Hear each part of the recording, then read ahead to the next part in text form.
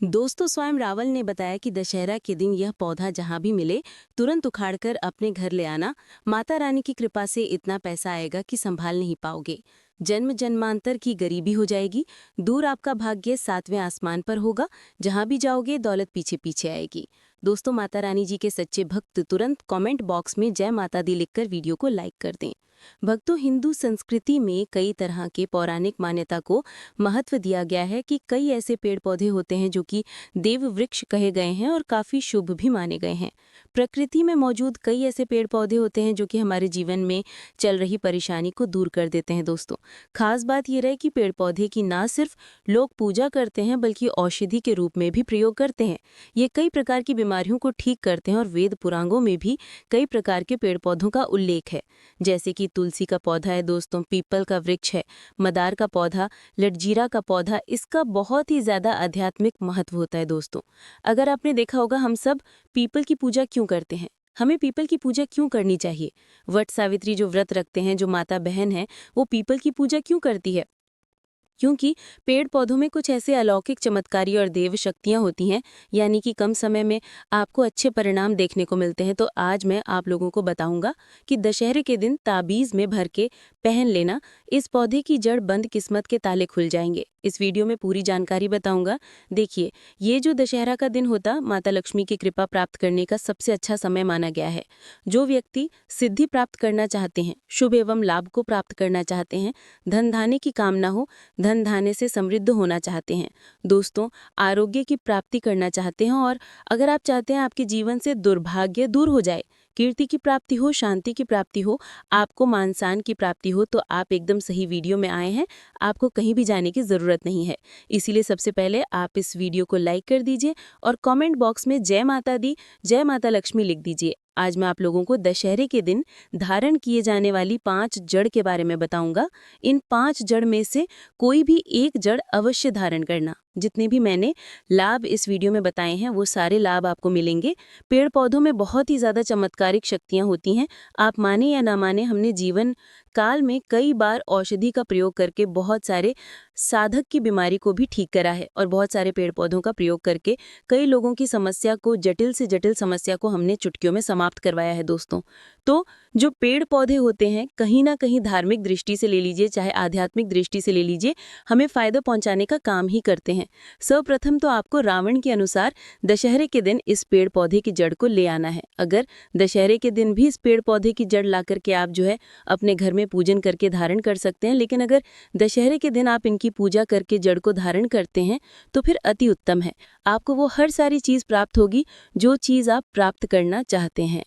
दोस्तों, महंगे रत्न पहनने की बजाय अगर आप जो है इन पेड़ पौधों की जड़ को धारण करते हैं तो उससे अच्छा आपको परिणाम मिलेगा, रिजल्ट मिलेगा। कहीं ना कहीं रत्नों में मिलावट होती है, लोग आपको बेवकूफ़ बना सकते हैं, लेकिन पेड़ पौधे से आपको कोई बेवकूफ़ नहीं बनाएगा, इसकी जड़ से, क्योंकि स्वयं आप इसे जो है अपने हाथों से उखाड़ करके लाएंगे और इसे आप धारण करेंगे। तो मैं आप लोगों को दशहरे के दिन लाए जाने वाले पेड़ पौधों की जड़ के बारे में बता रहा हूँ, जिसे आप जो है ला करके धारण कर सकते हैं। दोस्तों, सर्वप्रथम तो इन पेड़ पौधों की जड़ को लाने के बाद आपको क्या करना होता है, इसे देवी प्रतिमा की नवमी या दशहरे के दिन पूजन करनी होती है। जैसे माता नवदुर्गा की पूजा करते हैं, ठीक उसी प्रकार इन पेड़ पौधों की जड़ को ला करके नवमी या दशहरा पर आपको पूजन करनी होती है। और 10वें दिन जो विजयादशमी होती है, उस दिन चांदी के तावीज में भर करके पहनना होता है। अगर आपका सामर्थ्य नहीं है कि चांदी का तावीज जो है आप ले सकें, तो आप जो है बिना चांदी के तावीज के भी पहन सकते हैं। जो तांबे के तावीज आते हैं उसमें आप जो है धारण करके जो है डाल करके धारण कर सकते हैं। तो आइए इस वीडियो में जानते हैं कि कौन सी चीज को हमें दशहरा में कौन सी जड़ को ला करके धारण करना चाहिए, पहनना चाहिए। 5 जड़ के बारे में बता रहा हूँ।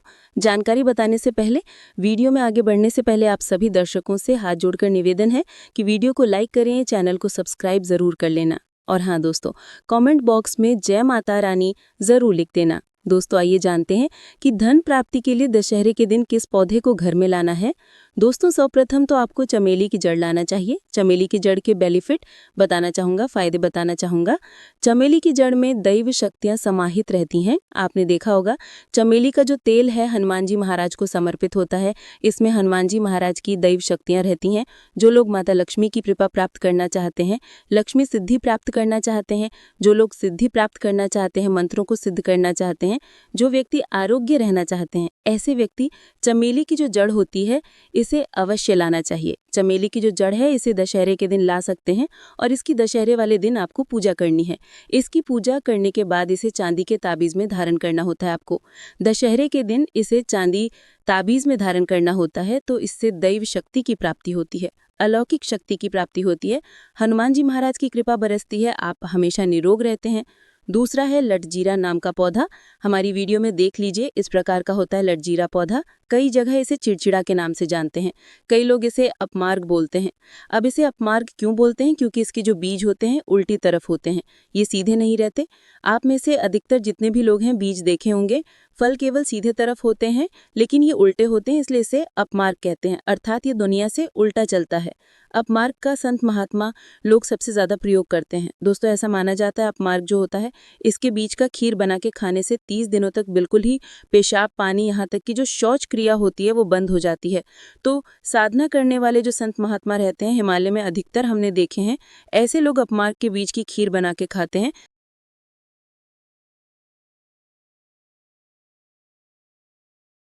खाने के बाद भूख है, प्यास है या फिर एक प्रकार की शौच क्रिया नहीं सताती, तो इसे कब पहनना चाहिए, कैसे धारण करना चाहिए? तो दशहरा के दिन आपको इसे धारण करना होता है। इसके धारण करने के बाद ये शत्रु का नाश करता है।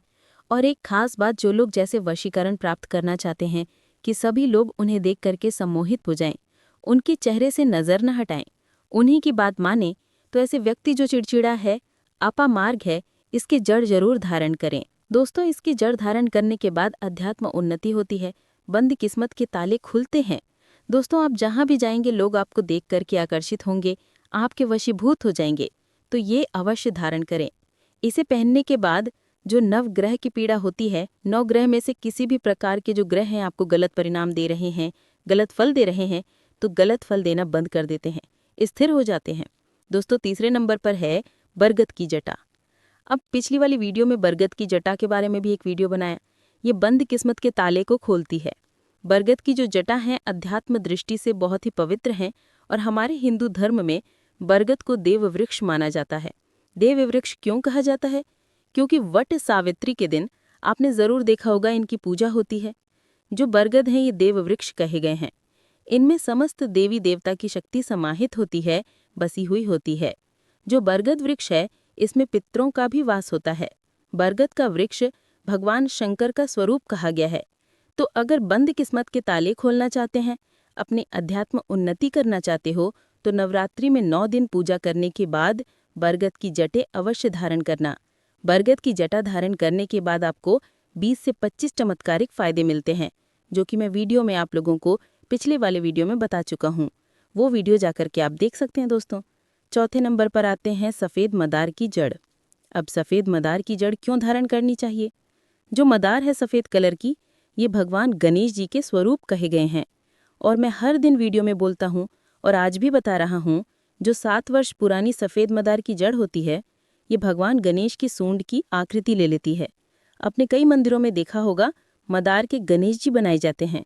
मदार के जो गणेश जी हैं, इन्हें बहुत ही ज़्यादा सौभाग्यशाली और फलदायी मनोकामना पूर्ति वाला कहा गया है। ये तत्काल अपना फल प्रदान करते हैं। भगवान गणेश जी को रिद्धि सिद्धि शुभ लाभ के स्वामी कहे गए हैं।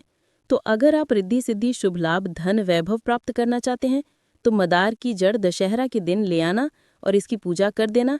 इसके बाद 10वीं तिथि को धारण कर सकते हैं, पहन सकते हैं। इसमें आपको बहुत ही लाभ मिलेगा। जो मदार है ये भगवान गणेश जी के स्वरूप कहे गए हैं और मदार धारण करने के बाद नवग्रह की जो पीड़ा होती है समाप्त हो जाती है। खासकर जो बुध ग्रह आपको गलत परिणाम दे रहे हैं, तो गलत परिणाम देना बंद कर देते हैं। दोस्तों, अंतिम में आते हैं अपराजिता। अपराजिता क्यों धारण करना चाहिए? जो अपराजिता है इसके पुष्प माता लक्ष्मी को अत्यंत प्रिय है।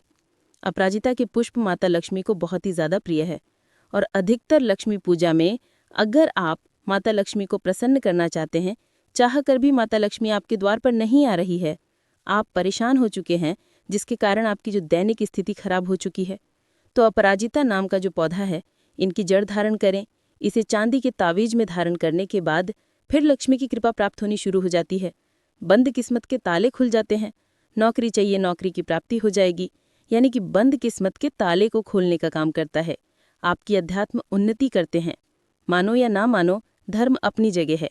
देखिए, टोने टोटके की दुनिया में विश्वास होना ज़रूरी है। जो लोग मानते हैं उनके लिए भगवान है, जो लोग नहीं मानते तो पत्थर समझते हैं। यानी कि भगवान आपके सामने भी खड़े हों तो भी पत्थर तुल्य है। अगर आप भगवान को मानते हैं तो पत्थर भी आपके लिए भगवान जैसा पूजनीय हो जाता है। अपना भाग्य परिवर्तन करने के लिए, अपनी किस्मत में परिवर्तन होते हुए देखने के लिए, अपने अध्यात्म उन्नति करने के लिए ये जड़ अवश्य धारण करें। सदा आपको सुरक्षा ये प्रदान करेगी। ये जड़ मित्र की भांति मदद करती है, आपका हमेशा साथ देती है। दशहरा का धार्मिक महत्व बुराई पर अच्छाई की जीत का प्रतीक है, जिसे भगवान राम द्वारा रावण पर विजय के रूप में मनाया जाता है और माँ दुर्गा द्वारा महिषासुर पर विजय के रूप में भी। ये पर्व आत्मशुद्धि, नकारात्मकता को दूर करने और नए सिरे से शुरुआत करने का अवसर है। लोग अपने भीतर के दुर्गुणों जैसे क्रोध, लोभ और अहंकार का दमन करके अच्छाई को अपनाने का संकल्प लेते हैं। वेद पुराणों में, शास्त्रों में साफ साफ लिखा हुआ है, ये दिन भगवान श्री राम और माता दुर्गा जी का आशीर्वाद प्राप्त करने का सबसे सुनहरा दिन होता है। इस दिन किए गए उपाय से एक व्यक्ति के जीवन के सभी प्रकार के दुख, दर्द, गरीबी, परेशानी, तकलीफें खत्म हो जाती है। इसीलिए दोस्तों, एक दिन लोग हवन करते हैं, पूजा पाठ करते हैं, दान करते हैं।